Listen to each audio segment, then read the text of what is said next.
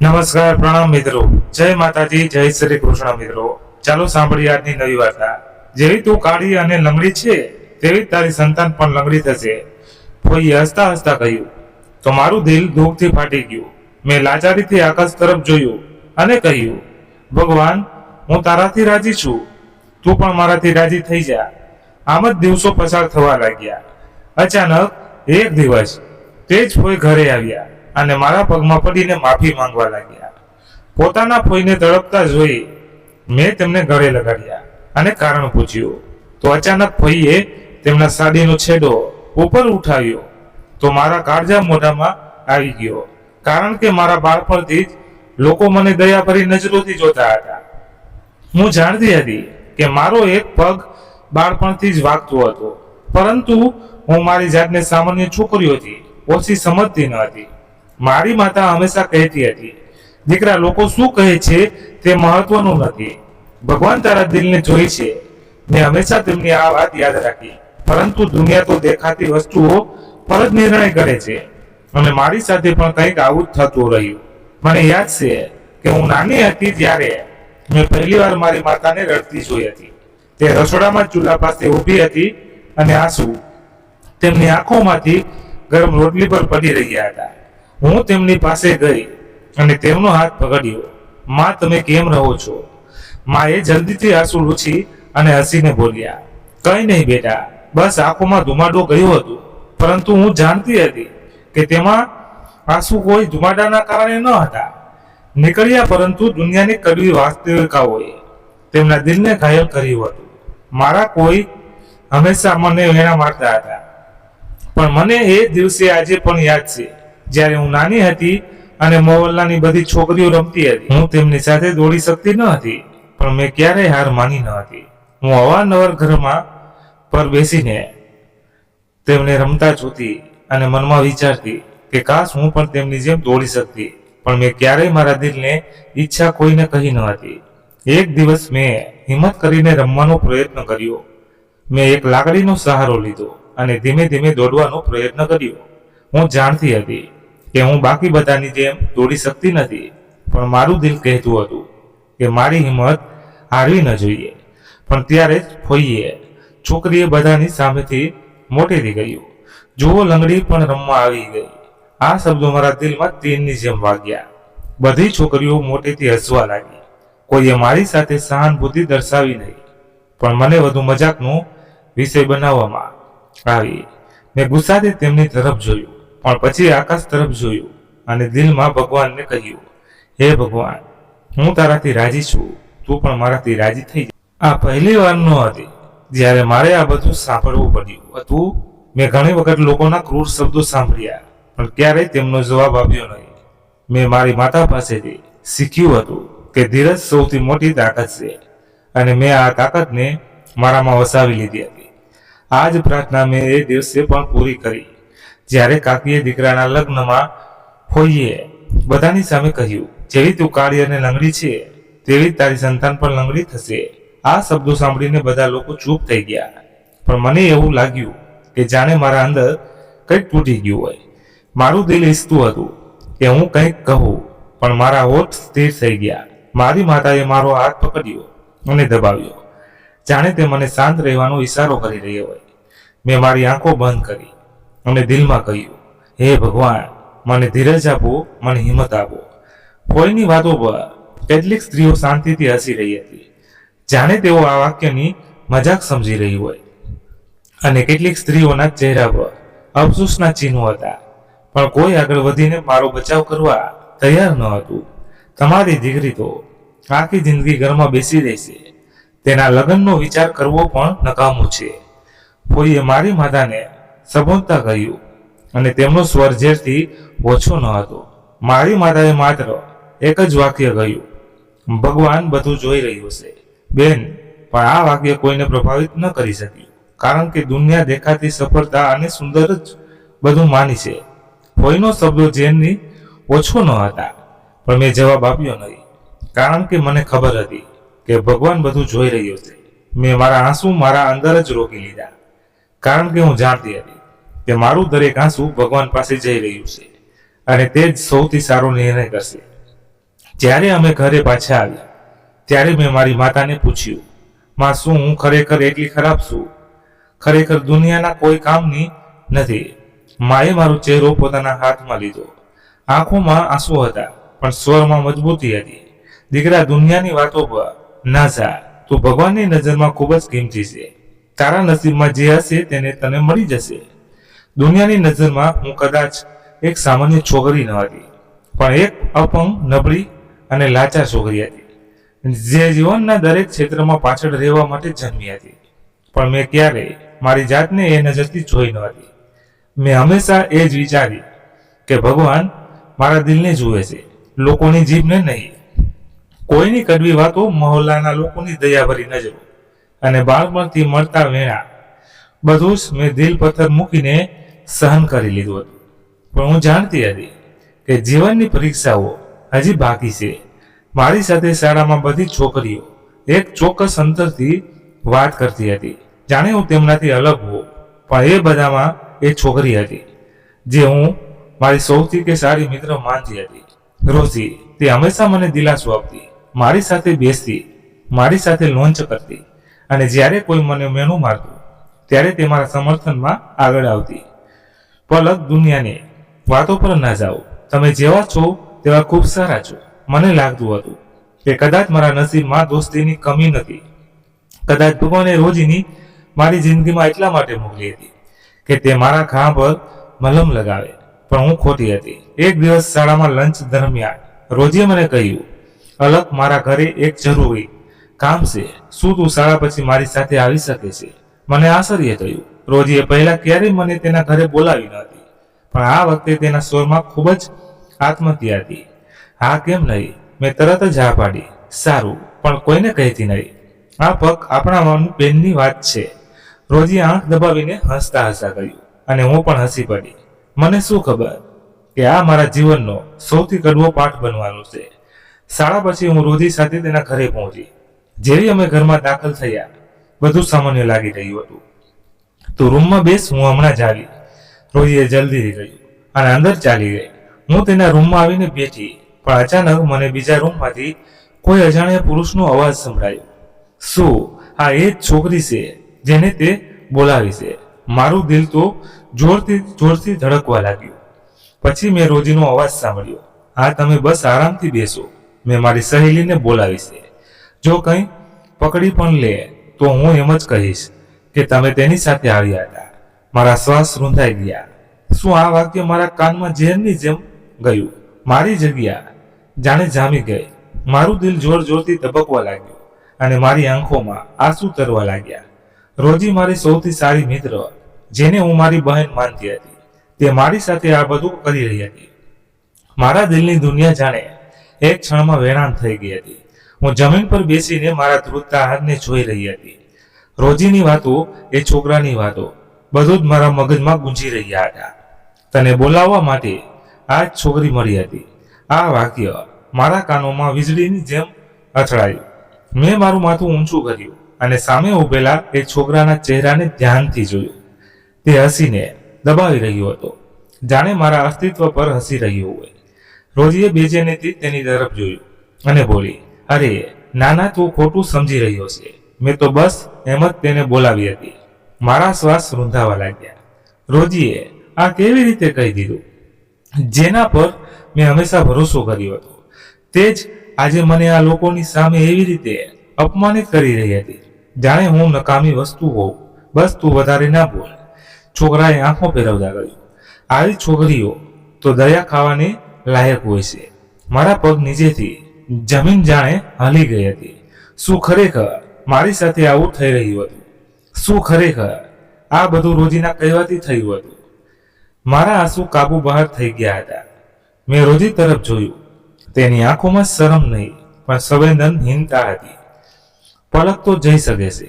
તેના શબ્દો મારી આત્મામાં ઝેર ભેળવી રહ્યા હતા. મેં ધ્રુજતા હોઠથી કોઈને કહેવાની કોશિશ કરી, પણ એ કંઈ કહી શકી નહીં. જાણે જીભ પથ્થર થઈ ગઈ હોય, જાણે શબ્દો ગળામાં અટવાઈ ગયા હોય. મેં છેલ્લી વાર એ છોકરા તરફ જોયું, જે પોતાની જગ્યાએ આરામથી બેઠો હતો, જાણે કંઈક થયું જ ન હોય. મેં જલ્દીથી દરવાજો ખોલ્યો અને બહાર નીકળી ગઈ. મારા પગ લથડી રહ્યા હતા, પણ હું બસ ત્યાંથી દૂર જવા માંગતી હતી. હું રડતી રડતી રસ્તા તરફ ચાલી અને એ જ છડે એક ઝડપી ગતિએ આવતી ગાડી મારી તરફ આવતી દેખાય. બધું જાણે ધીમું પડી ગયું હતું. મારા શ્વાસ રૂંધાઈ ગયા, મારી આંખોમાં ડર ભરાઈ ગયો. ગાડીનો હોર્ન જોરથી વાગ્યો અને હું સ્થિર ઊભી રહી ગઈ. બચાવો, કોઈએ ચીસ પાડી, પણ હું હલનચલન કરી શકી નહીં. ગાડીની બ્રેક એક ઝટકા સાથે લાગી અને હું બસ 1 ઇંચના અંતરે તેની ટક્કરથી બચી ગઈ.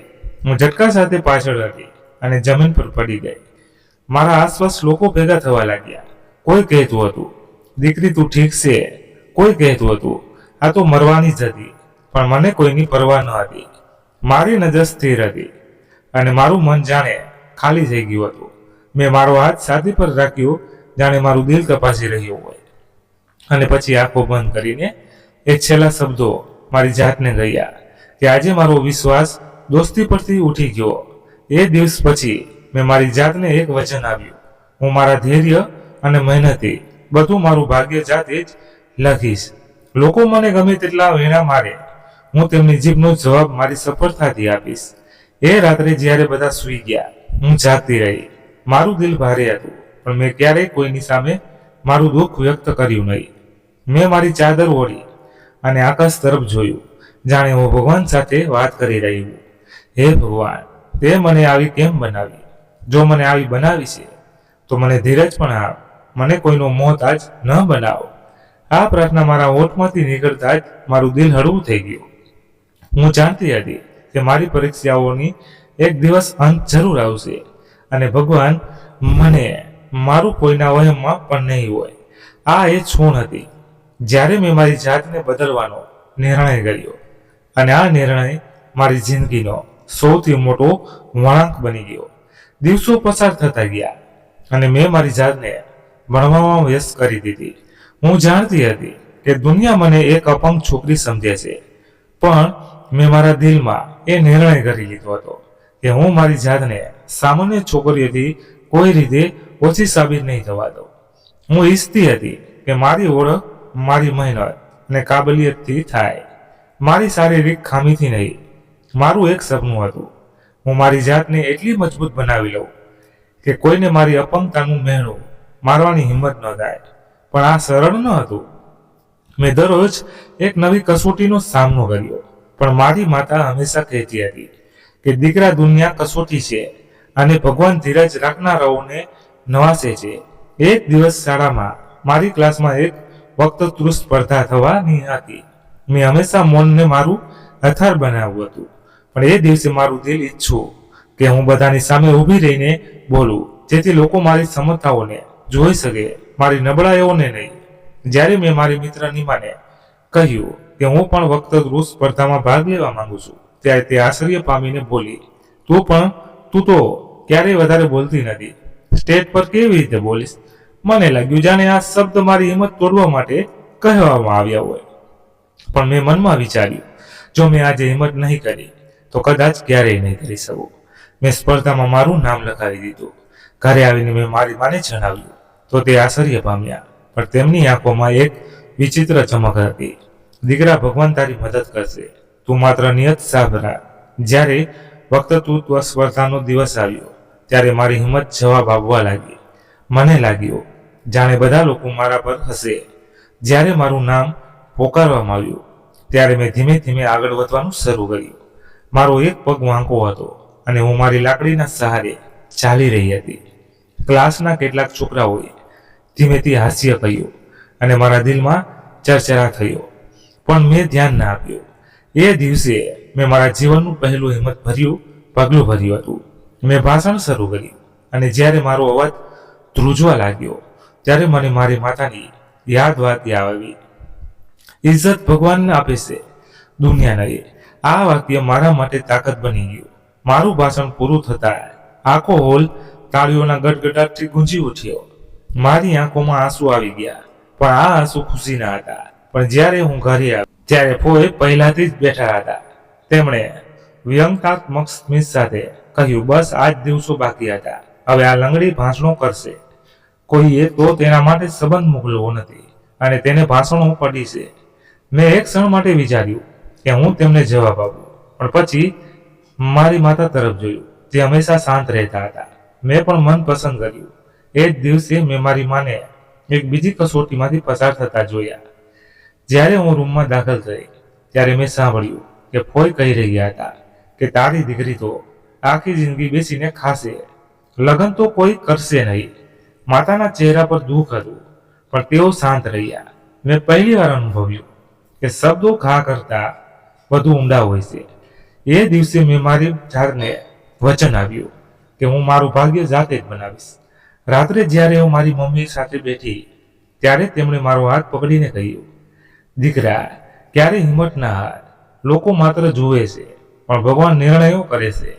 તારી મહેનત એક દિવસ બધાને શાંત કરી દેશે. થોડા દિવસ પછી હું એક નજીકમાં બાજારમાં ગઈ, જ્યાં મને મારા જૂના મોહલ્લાના એક આંટી મળ્યા. તે એક જાણીતા સંબંધ કરાવનારા મહિલા હતા અને તેમણે મારી મમ્મીને જોઈને કહ્યું, ભાભી, તમારી દીકરી મોટી થઈ રહી છે, પણ અફસોસ કે તેનો નસીબ સારું નથી. તેની સાથે કોણ લગ્ન કરશે? કોઈ સામાન્ય છોકરો તો નહીં. હા, જો કોઈ અપંગ છોકરાનો સંબંધ હોય તો હું જોઈ લઉં. મમ્મીએ મૌન ધારણ કર્યું, પણ હું અંદરથી તૂટી ગઈ હતી. મેં મારી જાતને વચન આપ્યું કે હું દુનિયાને સાબિત કરીને બતાવીશ કે એક અપંગ શરીરવાળું વ્યક્તિ જો ચાહે તો દુનિયાનો સૌથી મજબૂત વ્યક્તિ બની શકે છે. એ રાત્રે મેં ફરી ભગવાન સાથે વાત કરી. મેં મંદિરમાં જઈને કહ્યું, હે ભગવાન, મેં ધીરજ રાખી છે, મને હિંમત આ. હું દુનિયાને બતાવવા માંગુ છું કે તારા નિર્ણયો સૌથી શ્રેષ્ઠ હોય છે. એ ક્ષણ મારા જીવનમાં બધું બદલનારી હતી. મેં નક્કી કરી લીધું કે હવે હું મારી જાતને વધુ ઓછી નહીં અનુભવું. મેં ભણવામાં પૂરું ધ્યાન આપવાનો નિર્ણય કર્યો અને દરેક એક તક મેળવવા માંગતી હતી જ્યાં હું મારી જાતને મજબૂત કરી શકું. આ મારી પહેલી પરીક્ષા હતી. હું જાણતી હતી કે મારી ધીરજ અને મહેનત એક દિવસ મારું ભાગ્ય બદલી નાખશે, અને એ દિવસ ખૂબ જ નજીક હતો. સમયનું ચક્ર ઝડપથી ફરી રહ્યું હતું. મારા જીવનમાં ઘણા ઉતાર ચઢાવ આવ્યા, પણ મેં ધીરજનો સાથ ક્યારેય ન છોડ્યો. અને એ દિવસ આખરે આવી ગયો જ્યારે મારું શિક્ષણ પૂરું કર્યું અને એક મોટી કંપનીમાં નોકરી મળી ગઈ. આ ક્ષણ મારા માટે સપનાની સાકાર થવાની ઓછી ન હતી. એ જ છોકરી જેને બાળપણથી નબળી સમજવામાં આવી, જેના પર હંમેશા મેળાના તીર વરસાવવામાં આવ્યા, આજે એક કાબિલ અને સ્વતંત્ર મહિલા બની ગઈ હતી. જ્યારે મને પહેલો પગાર મળ્યો ત્યારે મારી ખુશીનો કોઈ પાર ન હતો. હું સીધી ઘરે પહોંચી અને માતાના હાથમાં એ રકમ મૂકી દીધી. મમ્મી, આ મારી પહેલી કમાણી છે. માતાની આંખો ભીની થઈ ગઈ. તેમણે મને ગળે લગાવી અને ધીમેથી કહ્યું, દીકરા, તે મારું માથું ગર્વથી ઊંચું કરી દીધું. આ એ શબ્દો હતા જેના માટે મેં આ મારું જીવન મહેનત કરી હતી. મને લાગ્યું જાણે મારા બધા બલિદાન રંગ લાગ્યા છે. મેં માતાના ચહેરા પર ગર્વનું પ્રકાશ જોયો અને એ ક્ષણ મારી તમામ કસોટીઓનું શ્રેષ્ઠ ઇનામ હતું. પણ આ ખુશી બધા માટે ખુશીનું કારણ ન હતી. મારી ફોઈ માટે આ એક આંચકો હતો. તેમને મારી આવી સફળતા કોઈ પણ રીતે સહન ન હતી. જ્યારે તેમને ખબર પડી કે હું નોકરી કરવા લાગીશું ત્યારે તેઓ તરત જ અમારા ઘરે આવ્યા. તેમના ચહેરા પર વ્યંગાત્મક સ્મિત હતો અને તેમની આંખોમાં બળતરાની ચમક સ્પષ્ટ દેખાતી હતી. આ બધું કામ ચલાવવું છે. એક દિવસ બધું ખતમ થાય પછી જોજો. તે તેમની વાત સાંભળી પણ કંઈક જવાબ આપ્યો નહીં. હું જાણતી હતી કે તેમનો દરેક વ્યંગ, દરેક ઝેરી વાક્ય મારી મહેનત અને સફળતાને રોકી નહીં શકે. મેં મનમાં એટલું જ કહ્યું, હે ભગવાન, હું કોઈને નીચું દેખાડવા નથી માંગતી. હું બસ ઇજ્જતથી જીવવા માંગુ છું. આ પહેલી વાર ન હતી જ્યારે ફોઈએ મારી સફળતાને નબળી પાડવાનો પ્રયત્ન કર્યો હોય. તેઓ હંમેશા એ જ ઈચ્છતા હતા કે હું તેમના મેળા અને નિરાશાઓનો શિકાર બનું. પણ આ વખતે હું પહેલા કરતાં વધુ મજબૂત બની ગઈ હતી. થોડા દિવસ પછી પરિવારમાં એક પાર્ટી હતી. ત્યાં બધા મારા વિશે વાત કરી રહ્યા હતા અને મોટાભાગના લોકો મારી સફળતાના વખાણ કરી રહ્યા હતા. પણ કોઈ માટે આ એક નવી પીડા હતી. તેઓ દરેક પાસે જઈને કહેતા, આ બધું કામ ચલાવવું છે. સ્ત્રીઓને વધારે ભણાવી ગણાવીને નોકરી પર મોકલી સારી વાત નથી. કાલે તેનો પણ અહંકાર તૂટશે. મારે તેમની વાતોની અસર લેવાની જરૂર ન હતી. પણ જ્યારે મેં મારી માતાના ચહેરા પર ઉદાસી જોઈ ત્યારે મારું દિલ દુઃખથી ભરાઈ ગયું. હું જાણતી હતી કે જીવનમાં બધું જ વ્યક્તિની નિયત પ્રમાણે થાય છે.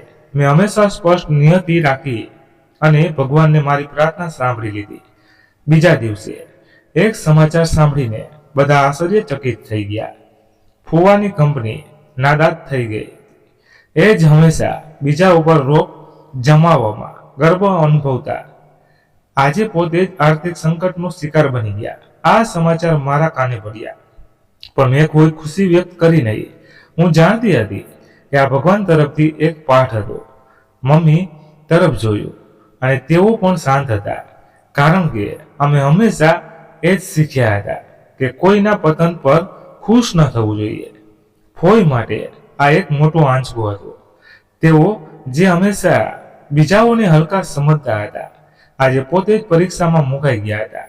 પણ તેમનો અહંકાર હજી પણ ખતમ થયો ન હતો.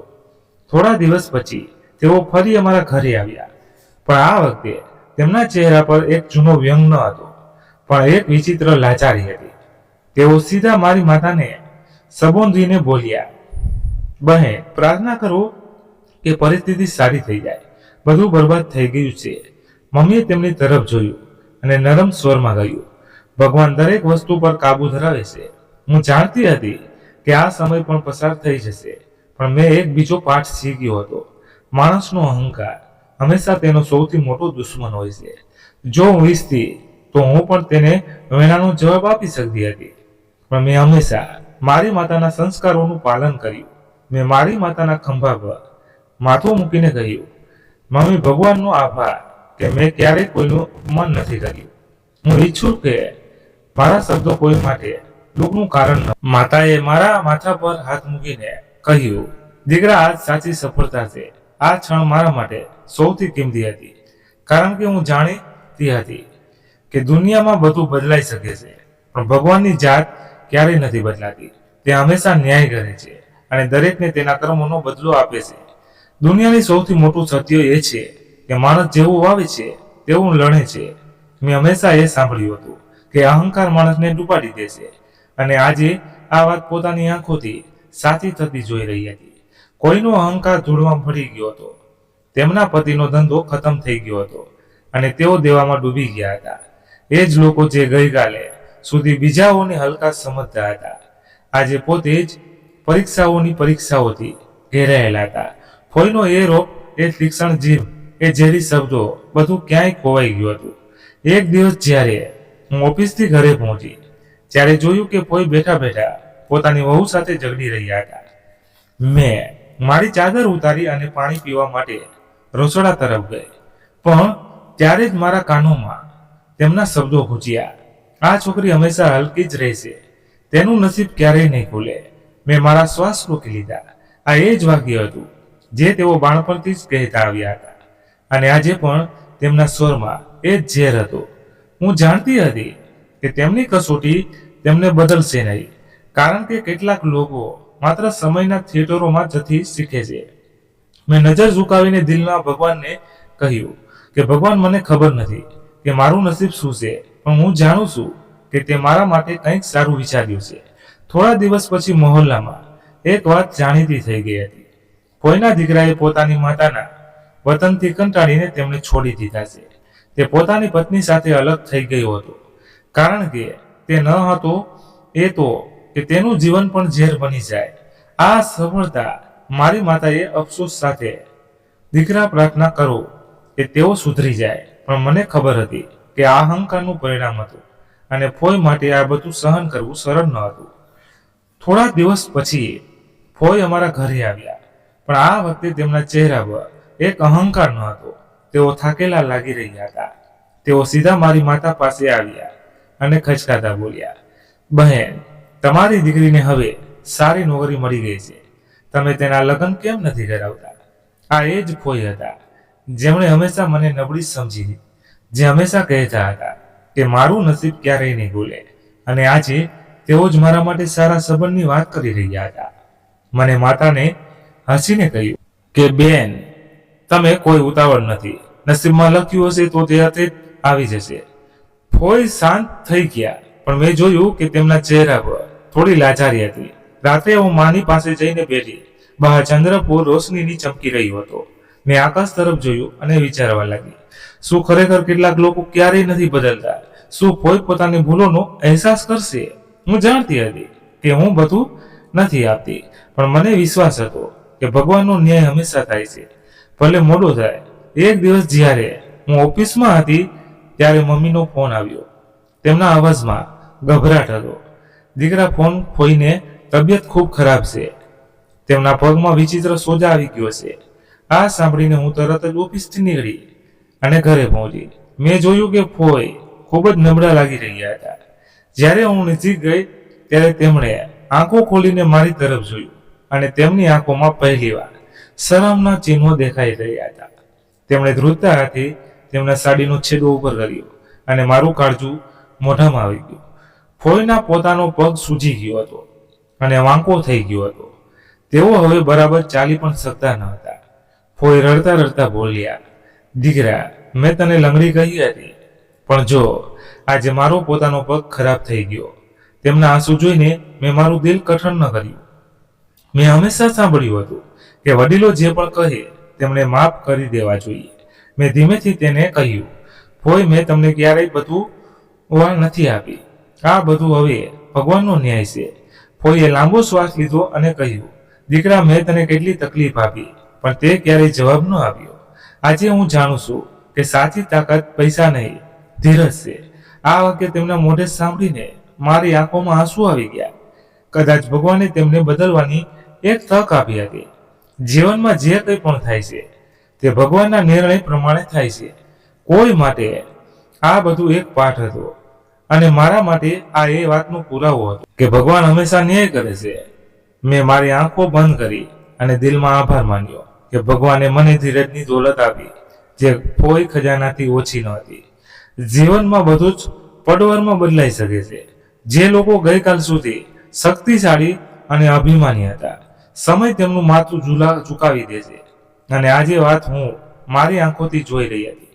એ દિવસે હું મારી માતા સાથે બેસીને ચા પી રહી હતી. આ એક સામાન્ય દિવસ લાગી રહ્યો. કોઈએ માથું ઝુકાવી દીધું, જાણે પોતાની જાતને પોષી રહ્યા હોય. બહેન, મેં આખી જિંદગી બીજાઓને હલકા સમજ્યા, ખાસ કરીને તમારી દીકરીને. મેં પણ ન હતું વિચાર્યું કે ભગવાનનો ન્યાય આ રીતે આવશે. મારી માતાએ મારી તરફ એક નજર કરી. તેઓ જાણતા હતા કે મારા દિલમાં આ સ્ત્રી માટે કેટલું દુઃખ હતું, પણ તેણે મને હંમેશા માફ કરવાનો પાઠ ભણાવ્યો હતો. ફોઈએ મારા હાથ પકડ્યા. દીકરા, મને માફ કરી દે.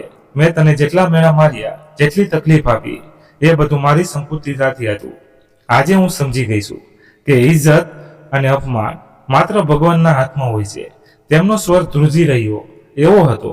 મને ખબર ન હતી કે શું કહું. કોઈ ભગવાન બધું જુએ છે. જે થાય છે તે આપણા કર્મોનું પરિણામ હોય છે. તેમણે માથું ઝુકાવ્યું અને રડતા રડતા કહ્યું, દીકરા, મારો પોતાનો દીકરો પણ મને છોડીને જતો રહ્યો. તેણે કહ્યું કે મેં જીવનમાં ક્યારેય કોઈની સાથે સારું નથી કર્યું, એટલે હવે હું એકલી રહેવાને લાયક છું. આ સાંભળીને મારું દિલ એક ક્ષણ માટે ધ્રુજી ગયું. દીકરા, મેં તને હંમેશા નબળી સમજી, પણ આજે હું જાણું છું કે સાચી તાકાત માફી અને ધીરજમાં છે. હું તારી માફી માંગુ છું. આ ક્ષણ મારા માટે અજીબ હતી. મેં હંમેશા સાંભળ્યું હતું કે માફી માંગવી સરળ નથી હોતું, ખાસ કરીને એ લોકો માટે જેમનો અહંકાર તેમના નિર્ણયો પર હાવી હોય. પણ આજે ફોઈએ અહંકાર તોડી ચૂક્યા હતા. માતાએ મારી તરફ જોયું, જાણે પૂછી રહ્યા હોય, દીકરા, ત્યારે શું કરવું જોઈએ? મેં એક ઊંડો શ્વાસ લીધો, ફોઈના હાથ પકડ્યા અને કહ્યું, ફોઈ, તમે જે કર્યું તે ખોટું હતું, પણ હું જાણું છું કે ભગવાન માફ કરનારાઓને પસંદ કરે છે. દીકરા, હું ક્યાં જાઉં, મારો દીકરો પણ મને છોડી ચૂક્યો છે. આ વાક્ય સાંભળીને મારી માતાએ ધીમેથી કહ્યું, ભાભી, તમે અમારી સાથે રહેશો. આ નિર્ણય મારા માટે સરળ હતો. જે સ્ત્રીએ મારું જીવન દુષ્ટકર બનાવ્યું હતું, આજે એ જ અમારા સહારે જીવવા મજબૂતી હતા. પણ મેં હંમેશા ધીરજ રાખી શીખ્યો હતો અને આજે મારી સહન શક્તિ સાચી કસોટી હતી. ફોઈ અમારા ઘરમાં રહેવા લાગ્યા. તેઓ જે મને ક્યારેય લંગડી કહીને બોલાવતા હતા, આજે તેઓ પોતે ચલવાને લાયક ન હતા. હું તેમને દવા આપતી, તેમની મદદ કરતી, પણ તેઓ દરરોજ મને જોઈને શરમાતા હતા. એક દિવસ જ્યારે હું તેમના રૂમમાં ગઈ ત્યારે તેઓ રડી રહ્યા હતા. મેં ધીમેથી પૂછ્યું, ફોઈ શું થયું? તેમણે મારી તરફ જોયું અને કહ્યું, દીકરા, મેં ભગવાન પાસે પણ માફી માંગી લીધી. મને ખબર નથી કે મારી કબૂલ થશે કે નહીં, પણ હું પ્રાર્થના કરું છું કે ભગવાન તમને દુનિયાની દરેક ખુશી આપે. આ એ જ ફોઈ હતા જે કહેતા હતા કે મારું નસીબ ક્યારેય નહીં ભૂલે, અને આજે તેઓ જ મારી માટે પ્રાર્થના કરી રહ્યા હતા. થોડા સમય પછી મારા લગ્નનો સંદેશો આવ્યો, પણ આ કોઈ સામાન્ય સંબંધ ન હતો, પણ એક એવા માન સન્માન વાળા અને ધનિક પરિવારમાંથી આવ્યો હતો જેની કલ્પના પણ કોઈએ ન કરી હોય. જ્યારે પહેલી વાર મારી માતાએ મને આ સમાચાર સંભળાવ્યા ત્યારે હું આશ્ચર્યમાં ડૂબી ગઈ. મમ્મી, શું ખરેખર મારો અવાજ ધ્રુજી રહ્યો હતો? આ દીકરા, અને આ લોકો પોતે તને જોવા આવવા માંગે છે. આ સમાચાર આખા પરિવારમાં ફેલાઈ ગયા અને ફોઈ સહિત દરેક જણ આશ્ચર્યચકિત થઈ ગયા. તેઓ જે મને હંમેશા હલકી સમજતા હતા, આજે તેઓ શાંત હતા, કારણ કે હવે નસીબ મારા પક્ષમાં નિર્ણય કરી લીધો હતો. જીવન ક્યારેય એક સરખું નથી રહેતું, સમય હંમેશા બદલાતો રહે છે. જે લોકો ગઈકાલે આપણને હલકા સમજતા હતા, આજે તેઓ જ આમાં આપણા દરવાજે આવીને મદદની ભીખ માંગે છે. આ દુનિયા એક અરીસો છે. આપણે બીજાઓ સાથે જે કરીએ છીએ તે કોઈને કોઈ સ્વરૂપે આપણી સાથે ચોક્કસ થાય છે. કોઈ જે ક્યારેય પોતાના અહંકાર, ઘમંડ અને કઠોર સ્વભાવ માટે જાણ હતા, આ સમય તેમને તોડી ચૂક્યા હતો. તેમનો અહંકાર ખતમ થઈ ગયો હતો, તેમની જીભની કડવાશ દૂર થઈ ગઈ હતી, અને તેમના ચહેરા પર હંમેશા રહેતી કઠોરતા હવે નરમાઈમાં બદલાઈ ગઈ હતી. કોઈની અપંગતા એ તેમણે સંપૂર્ણપણે બદલી નાખ્યા હતા. તેમનો દીકરો, જેના માટે તેમણે આખું જીવન બીજાઓને મેળા માર્યા, આજે તેમનો સાથ છોડી ચૂક્યો હતો. મમ્મી, હું તમારી સેવા નહીં કરી શકું, મારું પોતાનું પણ જીવન છે. આ એ જ દીકરો હતો જેની સફળતાઓ પર તેઓ ગર્વ કરતા હતા, જે તેમને જીવનનો સૌથી મોટો સહારો લાગતો હતો. પણ જ્યારે તેમના પર પરીક્ષા આવી ત્યારે તે તેમને છોડીને ચાલ્યો ગયો. આ બધું અચાનક ન હતું થયું. સમયની સાથે તેમના ઘરમાં પણ એક વાર્તા ચાલી રહી હતી, જેનો અંત આજે તેમના દરવાજા બહાર હતો. ફોઈ અપંગતા પછી તેમનું જીવન સંપૂર્ણપણે બદલાઈ ગયું હતું. તેઓ જે બીજાઓને મેળા સાંભળીને મજા લેતા હતા, આજે તેઓ પોતે દરેક વાત પર કટાક્ષ સહન કરી રહ્યા હતા. તેમના દીકરાની પત્ની, જે લગ્ન પહેલા તેમની આસપાસ ફરતી હતી, ભાભી ખુલ્લેઆમ તેમની સાથે ગેરવર્તન કરવા લાગી હતી. આખો દિવસ બસ પથારીમાં જ પડી રહે છે, ના પોતે કંઈ કરે છે, ના કોઈને કરવા દે છે. વહુનો અવાજ ઘરમાં ગૂંજતો. એક દિવસ જ્યારે ફોઈએ તેને કહ્યું, દીકરા, મને દવા લાવી દે, મારા પગમાં ખૂબ દુખાવો થઈ રહ્યો છે, તો તેણે મોબાઈલ પર નજર સ્થિર રાખી અને કંટાળાથી કહ્યું, મમ્મી, તમને દરેક સમયે બસ કામ જોઈએ છે, મારે હજુ ઘણું બધું કરવાનું છે. તમારે પણ સમજવું જોઈએ કે હું તમારો ગુલામ નથી. આ શબ્દ ફોઈના દિલમાં કોઈ ઝેરની જેમ ઉતરી ગયો. તેમણે કલ્પના પણ ન કરી હતી કે જે દીકરો તેમના વિના કશું જ કરતો ન હતો, તે આજે તેમને આ રીતે નજરઅંદાજ કરશે. આ બધું એક દિવસની ઘટના ન હતી. દરેક દિવસ તેમના માટે યાતનાનું એક નવું દ્વાર ખોલતો જતો હતો. ક્યારેક વહુ જમવામાં મોઢું કરી દેતી, તો ક્યારેક તેમના કપડાં ઘણા દિવસો સુધી ધોવા માટે રાહ જોવા પડ્યા રહેતા. તેમની જૂની શાન શોકત, તે ઝેરભર્યો કટાક્ષ જે તેઓ બીજા ઉપર કરતા હતા, તે બધું ભૂતકાળનો ભાગ બની ગયું હતું. એક દિવસ ઘરમાં મોટી લડાઈ થઈ ગઈ. વહુએ પોતાના પતિને કહ્યું, આ સ્ત્રી આખો દિવસ મારા પર બોજ બની રહે છે, મારું જીવન બરબાદ કરી દીધું છે. જો તમને તમારી માં આટલી જ વાલી હોય તો જાઓ, તેમની સાથે રહો, હું આ ઘરમાં નહીં રહું. દીકરાએ ગુસ્સાથી મા તરફ જોયું. મમ્મી, તમારા કારણે મારી પત્ની નારાજ રહે છે, હવે હું આવું ન કરી શકું. મારી જિંદગી શાંતિથી જીવવી છે, તમે ક્યાંય બીજે ચાલ્યા જાઓ. ફોઈએ આ શબ્દો સાંભળ્યા તો જાણે તેમના અંદર સન્નાટો છવાઈ ગયો. ક્યાંક બીજે ચાલ્યા જાઓ, આ એ વાક્ય હતું જે તેમણે કોઈ બીજા માટે કહ્યું હતું, પરંતુ આજે સમયે તેમને જ એ જ ઉંમરે લાવીને ઊભા કરી દીધા હતા. દીકરાએ તેમને તેમના રૂમમાં બંધ કરી દીધા અને બીજા દિવસે તેમને ઘરેથી કાઢી મૂક્યા. જ્યારે તેઓ રસ્તા પર આવ્યા ત્યારે તેમની પાસે કોઈ ઠેકાણું ન હતું. કોઈએ દરવાજો ન ખોલ્યો, કોઈએ તેમને અંદર ના બોલાવ્યા. ત્યારે મારી માં તેમને આમ ન જોઈ શકી અને પોતાના ઘરે લઈ આવી. આ જોઈને મારી માં ધીમેથી કહ્યું, દોલત, સંતાન, ઇજ્જત આ બધું ભગવાનના હાથમાં હોય છે. જ્યારે માણસને પરીક્ષામાં મૂકવામાં આવે છે ત્યારે જ તે હકીકતને ઓળખે છે. ફોઈનો ચહેરો આંસુથી ભીનો હતો. એક દિવસ ફોઈએ મારી માનો હાથ પકડીને કહ્યું, બહેન, શું હું તમારી સાથે થોડા વધુ દિવસ રહી શકું છું? કારણ કે મારા ભાઈ બહેનો મને સહન નથી કરતા અને મારું બીજું કોઈ છે પણ નહીં. મારી માએ મારી તરફ જોયું, જાણે તેઓ મારા અભિપ્રાય જાણવા માંગતા હોય. મારા દિલમાં ઘણા બધા ભાવ હતા. મેં આખી જિંદગી તેમની કડવી વાતો સહન કરી હતી, પરંતુ મેં હંમેશા ધીરજ રાખી હતી. આજે હું જાણતી હતી કે આ મારી પરીક્ષા હતી. મેં નરમોશથી કહ્યું, ફોઈ, આ ઘર તમારું પણ છે. આ સાંભળતા જ ફોઈએ મારા હાથ પકડી લીધા અને ધીમેથી બોલ્યા, બેટા, હું તને હેરાન કરવાના બદલે તારો સહારો માંગી રહ્યો છું. મને માફ કરી દે. મેં હસીને તેમના હાથ પકડ્યા. ફોઈ, મેં તમને બહુ પહેલા જ માફ કરી દીધા હતા. આ કહીને મેં દિલથી ભગવાનનો આભાર માન્યો, કારણ કે આજે મારા ધૈર્યનો બદલો મને મળી રહ્યો હતો. સમય વીતતો ગયો અને મારા જીવનમાં એક નવો વળાંક આવ્યો. મારા ધૈર્યનું ઇનામ ભગવાને મને શ્રેષ્ઠ રીતે આપ્યું. મને પ્રમોશન પછી એક સારું જીવન મળ્યું. ભગવાને મને એવો પતિ આપ્યો જે મારી ઇજ્જત કરતો હતો, જે મારી વિકલાંગતાને, મારી નબળાઈ ન હતો સમજતો, પરંતુ મારા સાહસને મારી સૌથી મોટી મૂડી માનતો હતો. લગ્ન કોઈ સામાન્ય સમારોહ ન હતા. જાન એટલી ભવ્ય હતી કે આખા મહોલ્લાના લોકો દંગ રહી ગયા હતા. લજને ચમકતી ગાડીઓ, મોંઘા કપડાં પહેરેલા લોકો, કિંમતી ઘરેણામાં લપેટેલી સ્ત્રીઓ અને ચારેય એક શાહી અંદાજ મહોલ્લાની સ્ત્રીઓ છે. ક્યારેય મારી પાછળ વાતો કરતી હતી. આજે તેઓ આશ્ચર્ય અને ઈર્ષાથી જાનને જોઈ રહી હતી. આ એ જ પલક છે, આ જેને ક્યારેય તેની ફોઈ કહેતી હતી કે તેનું નસીબ નહીં ખુલે. જ્યારે હું મારી માને ગળે લગી ત્યારે મારી નજર ફોઈ પર પડી. તેઓ માથું નમાવીને ઊભા હતા, જાણે માની લીધું હોય કે આજે તેમનું અભિમાન સંપૂર્ણપણે તૂટી ગયું છે.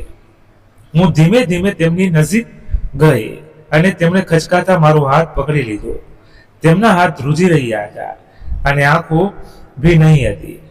બેટા, હું તને હંમેશા ઓછી આંકી, પરંતુ આજે હું માનું છું કે તું મારાથી ક્યાંય વધુ મહાન છે.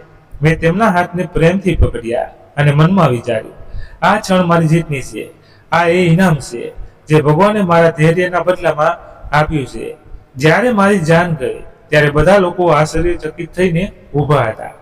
કેટલાક લોકોના ચહેરા પર આશ્ચર્ય હતું, તો કેટલાકના દિલમાં ઈર્ષા હતી અને કેટલાકની આંખોમાં લાચારી હતી, કારણ કે તેઓ બધા જાણી ચૂક્યા હતા કે ભગવાન જેને ઇજ્જત આપવા માંગે છે તેને કોઈ અપમાનિત કરી શકતું નથી. લગ્ન પછી જ્યારે હું પહેલી વાર મારા પતિ સાથે મારા નવા ઘરમાં દાખલ થઈ ત્યારે મેં ભગવાન સામે માથું નમાવ્યું. લગ્ન પછી પણ હું કોઈનું ધ્યાન રાખતી હતી. મારી માં હંમેશા કહેતી હતી, બેટા, જેને તને તકલીફ આપી તેમના માટે પ્રાર્થના કરજે, કારણ કે એ જ અસલી જીત છે. મેં એ જ કર્યું. મેં કોઈને ક્યારેય તેમના ખરાબ વર્તનનો અહેસાસ કરાવવાની કોશિશ ન કરી, પરંતુ હંમેશા તેમની સાથે પ્રેમથી વર્તતી. જીવન હંમેશા આપણને એવી પરીક્ષાઓમાં મૂકે છે જેની આપણને ક્યારેય અપેક્ષા પણ ન રાખી હોય. હું સમજી રહી હતી કે મારા ઘરની પરીક્ષા પૂરી થઈ ગઈ છે, પરંતુ હકીકત એ હતી કે એ તો હજી શરૂ થતી હતી. મારા લગ્ન પછી બધું બરાબર લાગી રહ્યું હતું. હું મારી દીકરી સાથે ખુશ હતી, પતિ મારી સાથે હતા અને ભગવાને મને ઇજ્જત અને શાંતિ આપી હતી. પરંતુ કેટલાક લોકો એવા હોય છે જે બીજાને ખુશી જોઈ શકતા નથી. મેં વિચાર્યું હતું કે મારી નણંદ અને સાસરિયામાં હવે મને સ્વીકારી ચૂક્યા છે, પરંતુ હું ખોટી હતી. આ બધું એક દિવસ અચાનક શરૂ થયું જ્યારે મારી નણંદે મારા પર એવો આરોપ મૂક્યો જેણે મારી ઇજ્જત અને પ્રતિષ્ઠાને દાવ પર લગાવી દીધી. રાત્રે બધા જમવાના ટેબલ પર બેઠા હતા. બધું સામાન્ય લાગી રહ્યું હતું. મેં સાસુ માટે તેમનું મનપસંદ શાક બનાવ્યું હતું અને પતિ દિવસભરની વાતો કરી રહ્યા હતા. મારી નણંદ શાંતિથી જમવામાં મશગુલ હતી, પરંતુ તો તેની નજર સતત મારા પર હતી. મેં અનુભવ્યું કે તે કોઈ તકની શોધમાં હતી, જાણે કે તે કોઈ તોફાનને જન્મ આપવા માટે તૈયાર બેઠી હોય. અચાનક તેને એક ઊંડો શ્વાસ લીધો અને બોલી, મમ્મી, તમને ખબર છે, મેં ભાભીને ગઈકાલે કોઈની સાથે છુપાઈને ફોન પર આ વાત કરતા સાંભળ્યા. મારો હાથ પગ વચ્ચે જ અટકી ગયો. મેં આશ્ચર્યથી તેની તરફ જોયું અને મારા પતિએ પણ તરત ચૂકીને માની તરફ નજર કરી. શું કહી રહી છે બેટા? મારી સાસુએ આશ્ચર્યથી પૂછ્યું. મમ્મી, હું જૂઠું નથી બોલી રહી. મેં પોતે સાંભળ્યું. તે કોઈની સાથે ખૂબ જ ધીમી અવાજે વાત કરી રહી હતી અને જેવું મને ખબર પડી તે તરત જ શાંત થઈ ગઈ. આ જૂઠ છે, મેં જોરથી કહ્યું. જૂઠ મારી નણંદને જેરી સ્મિથ સાથે કહ્યું. ભાભી, તમે જ કહેતા હતા કે સત્ય ક્યારેય છુપાઈ નથી શકતું. તો પછી હવે કેમ ગભરાઈ રહ્યા છો? મારા પતિનો ચહેરો કઠોર થઈ ગયો હતો. તેઓ મારી તરફ જોઈ રહ્યા હતા, પરંતુ તેમની આંખોમાં અવિશ્વાસ હતો. મેં અનુભવ્યું કે મારા દિલના ધબકારા વધી રહ્યા છે, જાણે મારો શ્વાસ રૂંધાઈ જશે. પલક, આ બધું શું છે? પતિએ કડક સ્વરમાં પૂછ્યું. આ બધું જૂઠ છે, મેં મક્કમ સ્વરમાં કહ્યું. જો જૂઠ હોય તો સાબિત કરો. મારી નણંદે મને ઘૂરીને કહ્યું. આ એ ક્ષણ હતી જ્યારે મને અહેસાસ થયો કે જ્યારે કોઈ વ્યક્તિ તમને પાડવા માંગે છે ને, ત્યારે તે તમારી સૌથી નાની નબળાઈનો પણ તમારા વિરુદ્ધ ઉપયોગ કરી શકે છે. શું કોઈ પુરાવો છે તારી પાસે? મેં તેની તરફ જોતા કહ્યું. પુરાવો? તે વ્યંગાત્મક રીતે હસી. મમ્મી, હવે તો ભાભી મારી પાસે હિસાબ માંગી રહી છે. હું તો તમારા ભલા માટે બોલી રહી હતી. મારી સાસુની નજર હવે મારા પર કેન્દ્રિત થઈ હતી. પલક, મેં તને હંમેશા દીકરી સમજી, પરંતુ તે આ બધું. મમ્મી, તમે પણ મારા પર શંકા કરી રહ્યા છો. મારો અવાજ ભરાઈ ગયો. શંકા? પલક, જ્યારે વાત ઈચ્છાની હોય છે ત્યારે શંકા પણ બહુ મોટી વસ્તુ બની જાય છે. આ સાંભળીને હું શાંત થઈ ગઈ. મારો પતિ, જે અત્યાર સુધી શાંત હતો, અચાનક ખુરશી ખેંચીને ઊભો થઈ ગયો. આ બધું ક્યારથી ચાલી રહ્યું હતું? પલક, તેમનો અવાજ ગુંજ્યો. મારી નણંદે માથું નમાવી દીધું, જાણે તે નિર્દોષ હોય. અને મારી સાસુએ ધીમેથી કહ્યું. અમને નથી ખબર કે આ બધું ક્યારથી ચાલી રહ્યું છે, પરંતુ અમને શંકા છે. કંઈ ખોટું જરૂર છે. આ શબ્દો જાણે મારા દિલ પર છરીની જેમ લાગ્યા. મેં લાચારીથી મારા પતિ તરફ જોયું, પરંતુ તેઓ શાંત ઊભા હતા. તેમના ચહેરા પર કઠોરતા હતી. પલક, જ્યાં સુધી બધું સ્પષ્ટ નહીં થઈ જાય ત્યાં સુધી તારે અહીંથી જવું પડશે. તેમના શબ્દો મારા માટે વીજળી બનીને પડ્યા. શું મારી આંખોમાં આંસુ આવી ગયા? હા, તારે જવું પડશે. મેં કોઈને કંઈ ન કહ્યું. મેં મારી દીકરીને ઓળામાં લીધી અને શાંતિથી ઘરની બહાર નીકળી ગઈ. આ એ જ દરવાજો હતો જ્યાં હું એક દિવસ દુલ્હન બનીને દાખલ થઈ હતી, અને આજે એ જ દરવાજાથી મને કાઢી મૂકવામાં આવી હતી. હું મારી મા પાસે પાછી આવી ગઈ, પરંતુ દિલમાં એક વિચિત્ર ઘા લઈને. પરંતુ ભગવાનની શક્તિ હંમેશા કામ કરે છે. થોડા દિવસ પછી મારો પતિ રાત્રે કોઈ કામથી પાછો આવ્યો. ત્યારે તેણે મા અને બહેનની વાત સાંભળી. મમ્મી, હવે ભાભીને હંમેશા માટે અહીંથી કાઢી મૂકો. આખરે આપણે કેટલી મહેનતથી આ ચાલ ચાલી છે. મારે નણંદનો અવાજ ગુંજ્યો. હા, હું પણ એ જ ઈચ્છું છું. હવે તે અહીં પાછી ન આવવી જોઈએ. આ સાંભળીને મારા પતિનો ગુસ્સો ફાટી નીકળ્યો. આ બધું તમારું કરેલું હતું. તેમનો અવાજ ગુંજ્યો અને મારી નણંદનો રંગ ઉડી ગયો.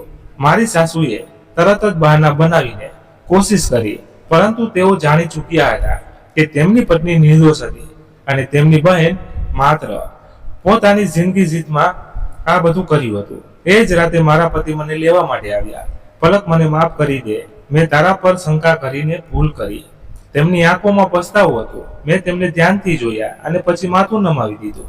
મેં તેમની સાથે પાછા જવા માટે પગ ઉપાડ્યો, પરંતુ જેવી જ ગાડી નજીક આવી હું અટકી ગઈ. રોકો, શું થયું? પતિએ આશ્ચર્યથી પૂછ્યું. આપણે પહેલા ક્યાંક બીજે જઈશું. ક્યાં? શમશાન ઘાટ.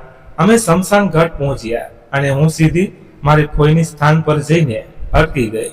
ફૂઈ, મેં તમને માફ કરી દીધા હતા અને આજે હું તમારા માટે પ્રાર્થના કરવા આવી છું. મારી આંખોમાં આંસુ આવી ગયા, પરંતુ મારા દિલમાં એક અવર્ણનીય શાંતિ હતી. જીવનનો સૌથી મોટો પાઠ એ જ હતો, ધીરજ રાખનારાઓની જીત હંમેશા થાય છે અને ભગવાન હંમેશા ન્યાય કરે છે. મેં મારી દીકરીને ખૂણામાં લીધી અને દિલમાં કહ્યું, ભગવાન ધીરજ રાખનારાઓને ક્યારેય નિરાશ નથી કરતો. તો મિત્રો, વાર્તા સમાપ્ત થાય. મિત્રો, આ વાર્તા તમને કેવી લાગી કોમેન્ટ કરીને જરૂરથી જણાવજો, અને પસંદ આવી હોય તો લાઈક કરી તમારા મિત્રો સાથે શેર કરજો. ધન્યવાદ. ફરી મળીએ નવી વાર્તા સાથે. ત્યાં સુધી બધા મસ્ત રહો, તંદુરસ્ત રહો. જય માતાજી. Thank you so much.